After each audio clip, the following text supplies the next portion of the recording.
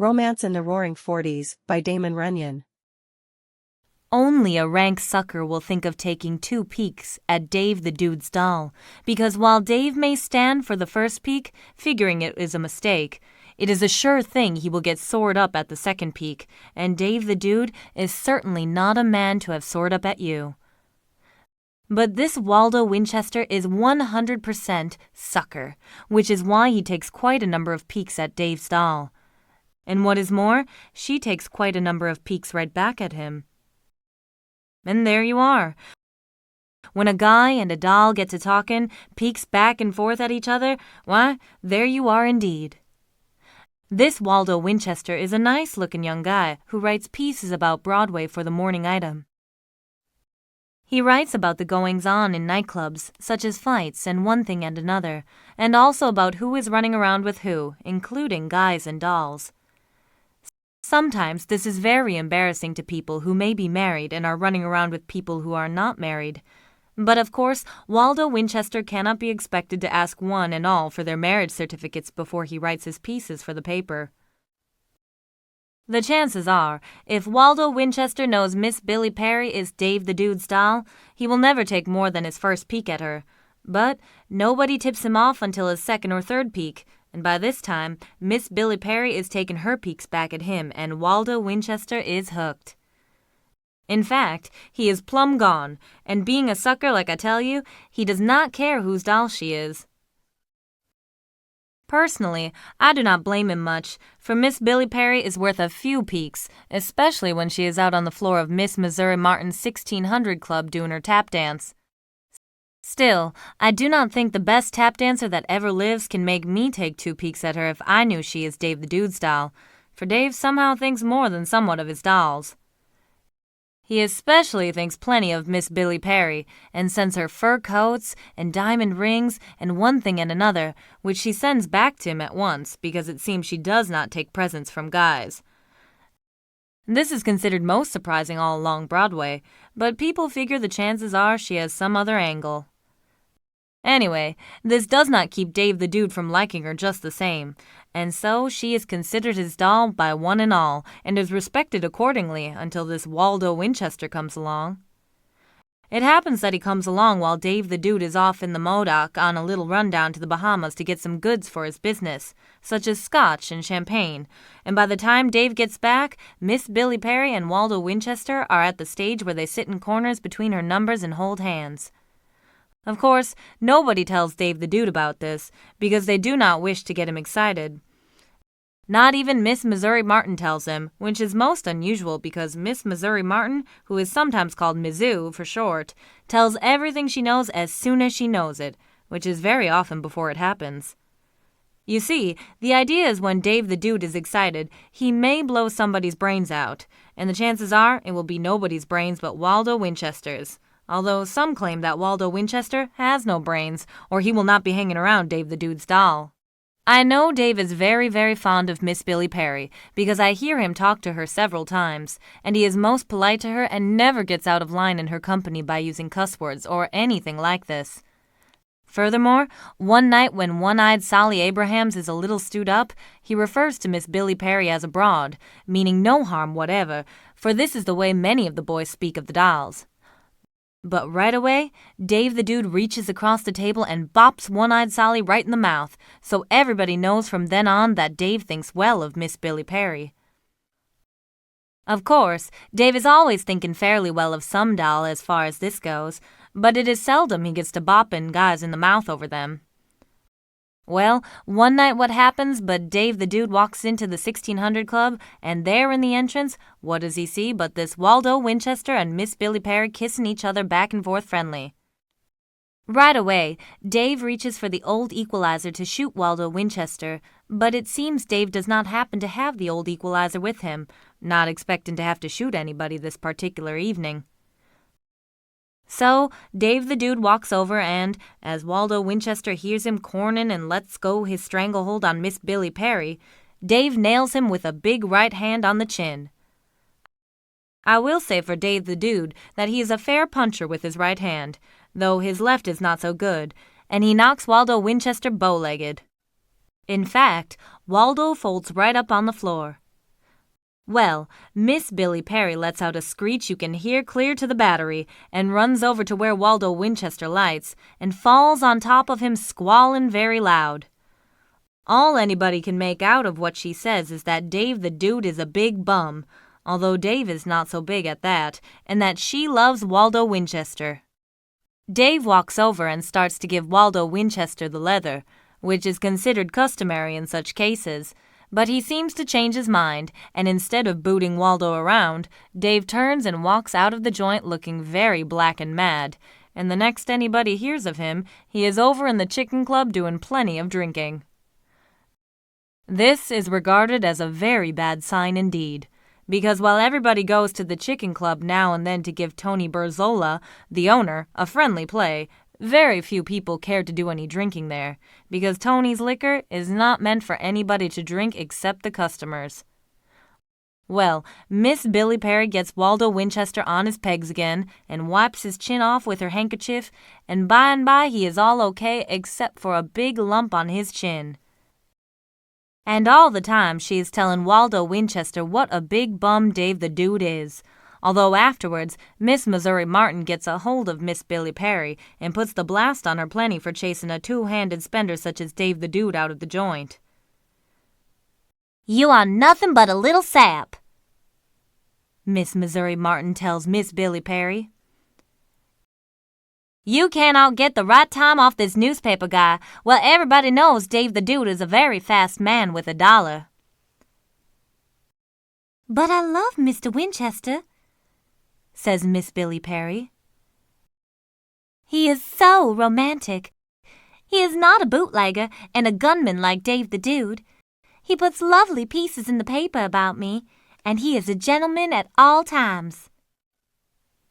Now, of course, Miss Missouri Martin is not in a position to argue about gentlemen, because she meets very few in the 1600 Club, and anyway, she does not wish to make Waldo Winchester mad, as he is apt to turn around and put pieces in his paper that will be a knock to the joint, so she lets the matter drop.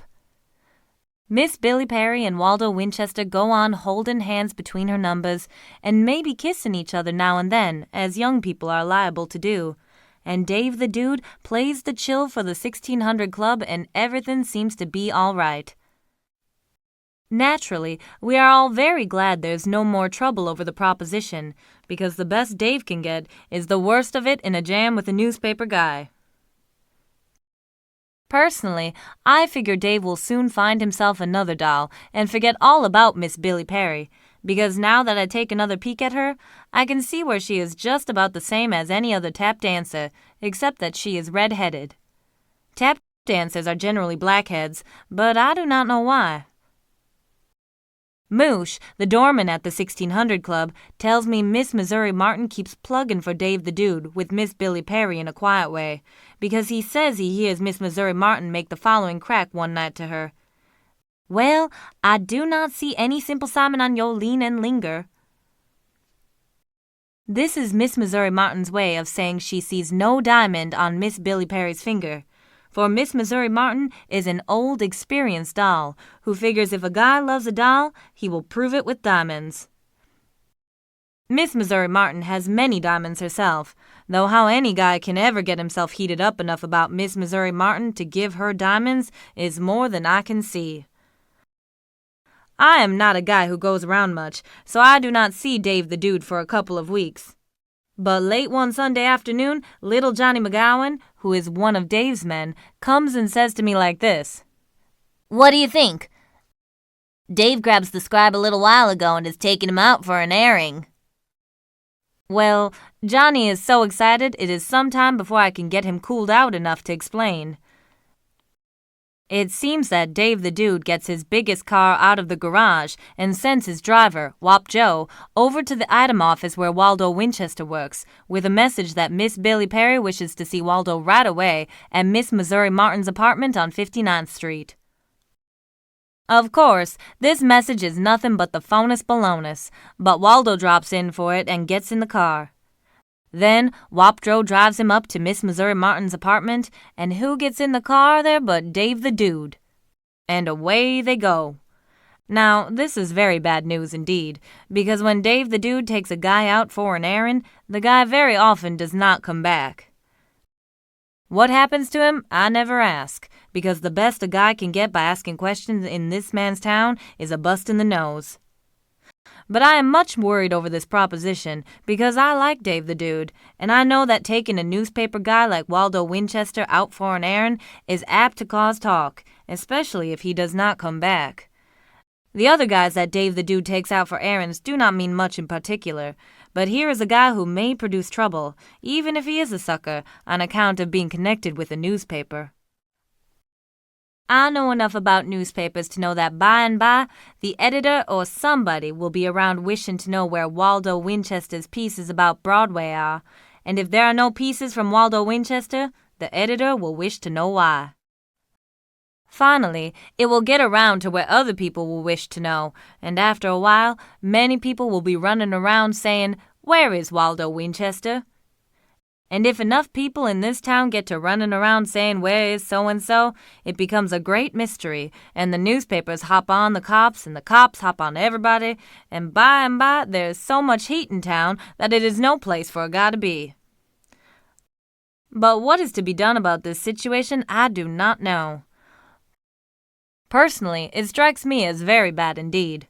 And while Johnny goes away to do a little telephoning, I am trying to think up some place to go where people will see me and remember afterwards that I am there in case it is necessary for them to remember. Finally, Johnny comes back, very excited, and says, "Hey, the dude is up at the Woodcock Inn on the Pelham Parkway, and he is sending out the word for one and all to come at once. Good time Charlie Bernstein just gets the wire and tells me. Something is doing. The rest of the mob are on their way, so let us be moving." But here is an invitation which does not strike me as a good thing at all. The way I look at it, Dave the Dude is no company for a guy like me at this time. The chances are he either does something to Waldo Winchester already or is getting ready to do something to him which I wish no part of. Personally, I have nothing against newspaper guys, not even the ones who write pieces about Broadway. If Dave the Dude wishes to do something to Waldo Winchester, all right, but what is the sense of bringing outsiders into it? But the next thing I know, I am in Johnny McGowan's roadster, and he is zipping along very fast indeed, paying practically no attention to traffic lights or anything else. As we go busting out the concourse, I get to thinking the situation over, and I figure that Dave the Dude probably keeps thinking about Miss Billy Perry and drinking liquor such as they sell in the chicken club, until finally he blows his topper. The way I look at it, only a guy who is off his nut will think of taking a newspaper guy out for an errand over a doll, when dolls are a dime a dozen in this man's town. Still, I remember reading in the papers about a lot of different guys who are considered very sensible until they get tangled up with a doll and maybe loving her, and the first thing anybody knows, they hop out of windows or shoot themselves or somebody else, and I can see where even a guy like Dave the Dude may go daffy over a doll. I can see that little Johnny McGowan is worried too, but he does not say much, and we pull up in front of the Woodcock Inn in no time whatever to find a lot of other cars there ahead of us, some of which I recognize as belonging to different parties. The Woodcock Inn is what we called a roadhouse, and is run by Big Nig Skolsky, a very nice man indeed, and a friend of everybody's. It stands back a piece off the Pelham Parkway, and is a very pleasant place to go, what with Nig having a good band and a floor show with a lot of fair-looking dolls, and everything else a man can wish for a good time. It gets a nice play from nice people, although Nig's liquor is nothing extra. Personally, I never go there much, because I do not care for roadhouses, but it is a great spot for Dave the Dude when he is pitching parties, or even when he is only drinking single-handed. There's a lot of racket in the joint as we drive up, and who comes out to meet us but Dave the Dude himself with a big hello. His face is very red, and he seems heated up no little, but he does not look like a guy who is meaning any harm to anybody, especially a newspaper guy. "Come in, guys!" Dave the Dude yells. "Come right in!" So we go in, and the place is full of people sitting at tables or out on the floor dancing, and I see Miss Missouri Martin with all her diamonds hanging from her in different places, and Good Time Charlie Bernstein, and Feet Samuels, and Tony Bertazzola, and Skeets Bolivar, and Nick the Greek, and Rochester Red, and a lot of other guys and dolls from around and about. In fact, it looks as if everybody from all the joints on Broadway are present, including Miss Billy Perry, who is all dressed up in white and is lugging a big bundle of orchids and so forth, and who is giggling and smiling and shaking hands and going on generally. And finally, I see Waldo Winchester, the scribe, sitting at a ringside table all by himself. But there is nothing wrong with him as far as I can see. I mean, he seems to be all in one piece so far. Dave, I say to Dave the dude, very quiet. What is coming off here? You know a guy cannot be too careful what he does around this town, and I will hate to see you tangled up in anything right now. Why? Dave says. What are you talking about? Nothing is coming off here but a wedding, and it is going to be the best wedding anybody on Broadway ever sees. We are waiting for the preacher now. You mean somebody is going to be married? I ask, being now somewhat confused. Certainly, Dave the dude says. What do you think? What is the idea of a wedding, anyway? Who is going to be married? I ask. Nobody but Billy and the scribe, Dave says. This is the greatest thing I ever do in my life. I run into Billy the other night, and she is crying her eyes out because she loves this scribe and wishes to marry him, but it seems the scribe has nothing he can use for money. So I tell Billy to leave it to me, because you know I love her myself so much I wish to see her happy at all times, even if she has to marry to be that way. So I frame this wedding party, and after they are married, I'm going to stake them to a few G's so they can get a good running start. Dave says. But I do not tell the scribe, and I do not let Billy tell him, as I wish it to be a big surprise to him. I kidnap him this afternoon and bring him out here, and he is scared half to death thinking I'm going to scrag him. In fact, Dave says, I never seen a guy so scared. He is still so scared nothing seems to cheer him up. Go over and tell him to shake himself together, because nothing but happiness for him is coming off here. Well, I wish to say I am greatly relieved to think that Dave intends doing nothing worse to Waldo Winchester than getting him married up, so I go over to where Waldo is sitting. He certainly looks somewhat alarmed. He is all in a huddle with himself, and he has what you call a vacant stare in his eyes. I can see that he is indeed frightened, so I give him a jolly slap on the back and I say, Congratulations, pal! Cheer up! The worst is yet to come.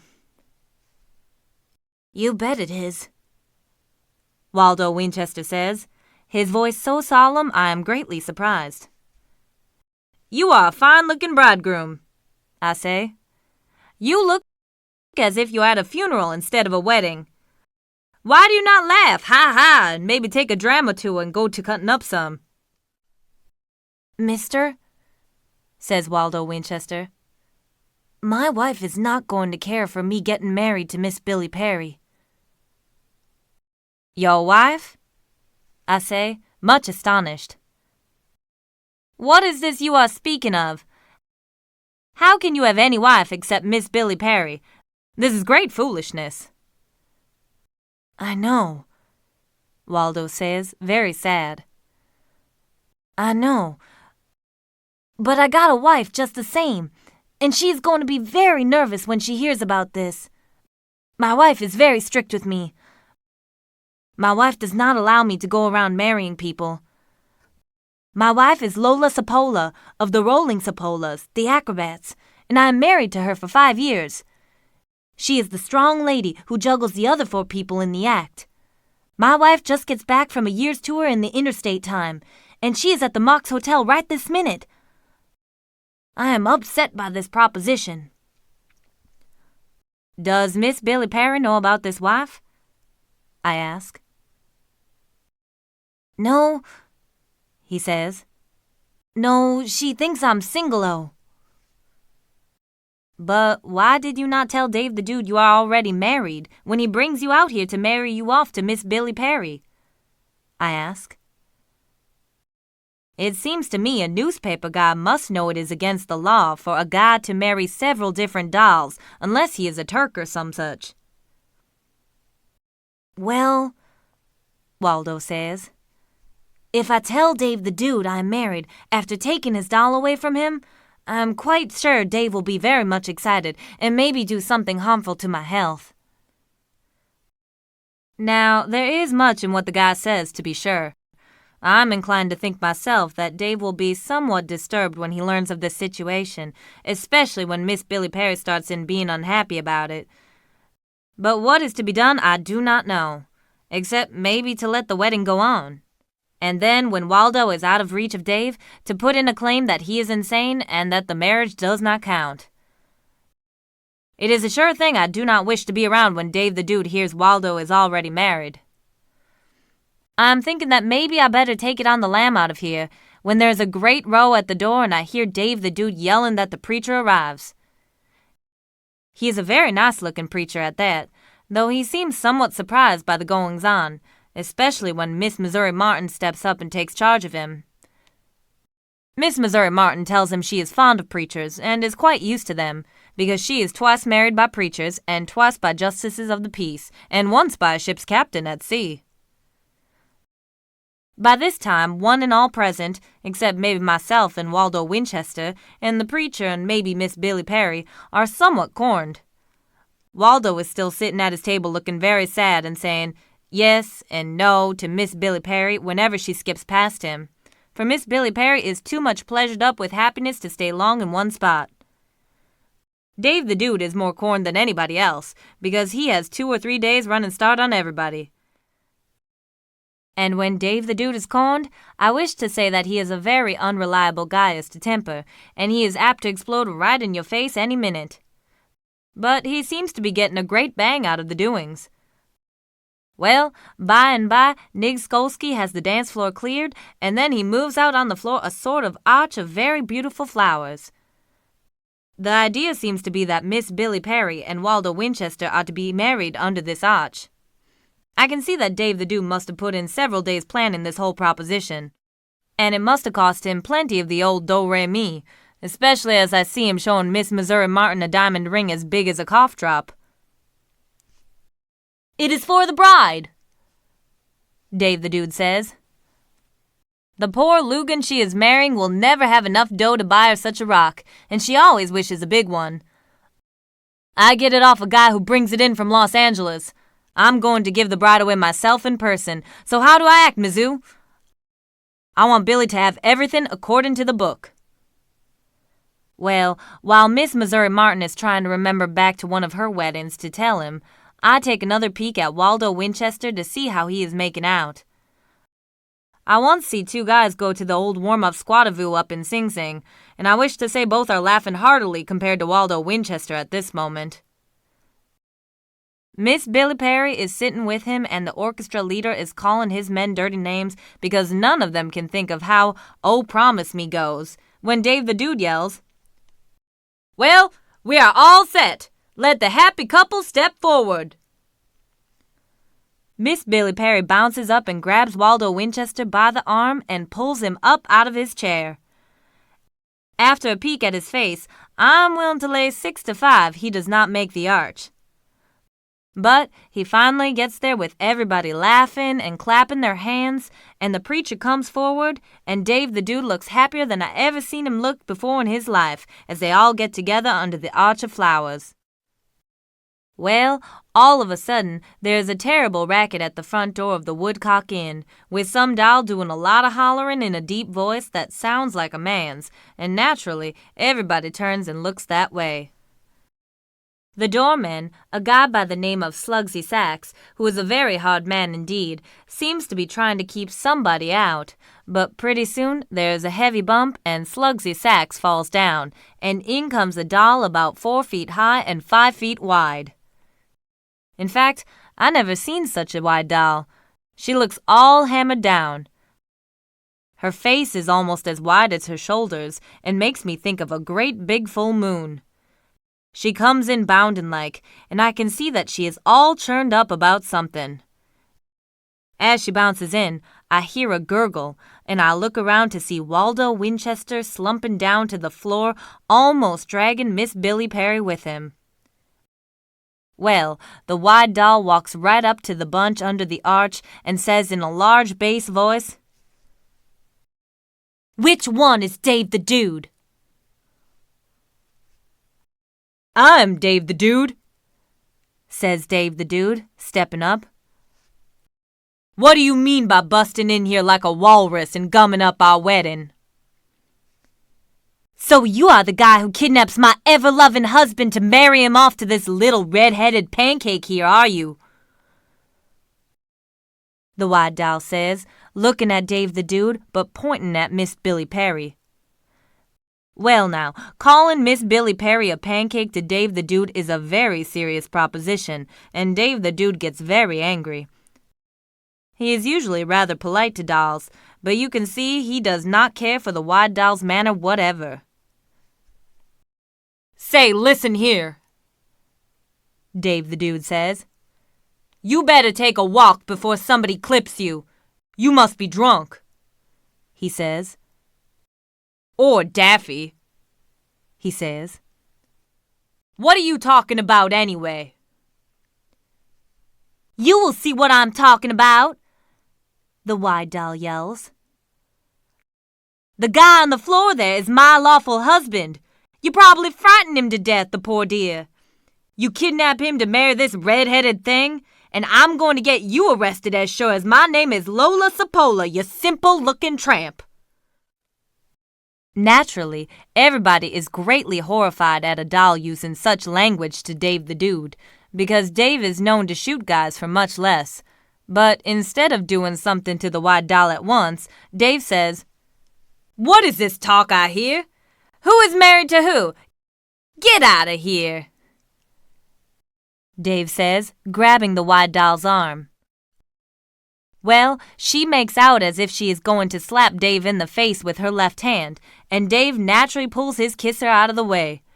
But instead of doing anything with her left, Lola Sapola suddenly drives her right fist smack dab into Dave the Dude's stomach, which naturally comes forward as his face goes back. I wish to say I see many a body punch delivered in my life, but I never see a prettier one than this. What is more, Lola Sapola steps in with the punch, so there is plenty on it. Now, a guy who eats and drinks like Dave the Dude does cannot take them so good in the stomach, so Dave goes oof and sits down very hard on the dance floor, and as he is sitting there, he is fumbling in his pants pockets for the old equalizer, so everybody around tears for cover except Lola Sapola and Miss Billy Perry and Waldo Winchester. But before he can get his pistol out, Lola Sapola reaches down and grabs Dave by the collar and hoists him to his feet. She lets go her hold on him, leaving Dave standing on his pins, but teetering around somewhat, and then she drives her right hand into Dave's stomach a second time. The punch drops Dave again, and Lola steps up to him as if she is going to give him the foot. But she only gathers up Waldo Winchester from off the floor and slings him across her shoulder like he is a sack of oats, and starts for the door.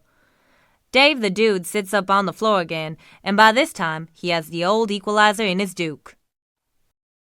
"Only for me being a gentleman, I will fill you full of slugs," he yells.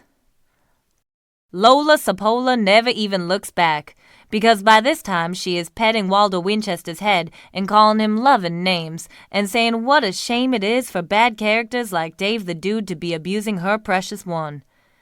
It all sounds to me as if Lola Sapola thinks well of Waldo Winchester. Well, after she gets out of sight, Dave the Dude gets up off the floor and stands there looking at Miss Billy Perry, who is out to break all crying records. The rest of us come out from under cover, including the preacher, and we are wondering how mad Dave the Dude is going to be about the wedding being ruined. But Dave the Dude seems only disappointed and sad. "Billy," he says to Miss Billy Perry, "I am mighty sorry you did not get your wedding. All I wish is for your happiness, but I do not believe you can ever be happy with this scribe if he also has to have his lion tamer around. As Cupid, I am a total bust. This is the only nice thing I ever tried to do in my whole life, and it is too bad it does not come off. Maybe if you wait until we can drown her or something." "Dave," says Miss Billy Perry, dropping so many tears that she seems to finally wash herself right into Dave the Dude's arms. "I will never, never be happy with such a guy as Waldo Winchester. I can see now you are the only man for me." "Well, well, well," Dave the Dude says, cheering right up. "Where is the preacher? Bring on the preacher and let us have our wedding anyway." I see Mr. and Mrs. Dave the Dude the other day, and they seem very happy. But you never can tell about married people, so of course I am never going to let on to Dave the Dude that I am the one who telephones Lola Sapola at the Mox Hotel, because maybe I do not do Dave any too much of a favor at that.